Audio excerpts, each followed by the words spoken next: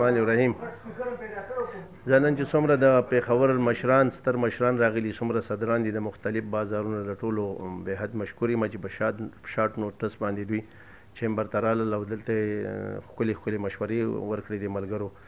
چونکې موږ دا تنظیمونه چې کوم دي د تاجرانو دا سیاسي تنظیمونه نه دي، دا د تاجر د خدمت دپاره دي او د هغوی د بقا دپاره دي او د هغوی د عزت دپاره موږ یو تنظیم جوړ کړی دی د ټول پېښور او د صوبې په سطح باندې.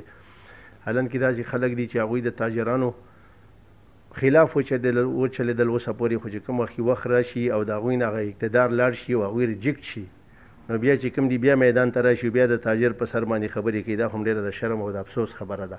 نن چې کوم د هړتال حوالې سره خبره ده، د بجلۍ بیلونه دي به انتها ټیکسونه پکې ناجایزه ټیکسونه پکې حکومت راوستي دي، څومره مهنګایي چې ده په ټول ملک کې، څومره د ګیس مسله ده، څومره نن سبا دا د برداشت نه بار خبرې ده. موږ په دې کې اختلافات ځکه نه کوو چې دا موږ د تاجر او د غریب عوام دپاره یو قرباني د ټول ملګري ورکوو او سبا په 31 تاریخ باندې انشاءالله تعالی بالکل مکمل شټر ډاون اعلان کوو چې سبا به انشاءالله بلکې په ټوله صوبه کې په ټول ملک یا په پېښور کې به انشاءالله ټول شټر ډاون وي او دوکانونه به مکمل طور پر بند وي.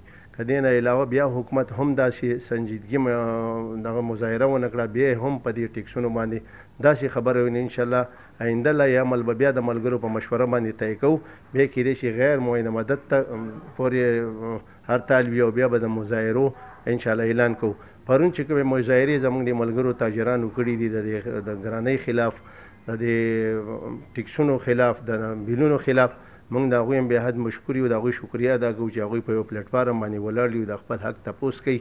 نو انشاءالله تعالی زموږ د دې ملګرو په وساطت باندې او د دوی په مشوره باندې سبا مکمل شټر ډاون دي انشاءالله. ټول ښار به بند دي او دوکانونه به انشاءالله ټول ملګري بند ساتو. الله هم خوشحاله او آباد ساته. مهرباني.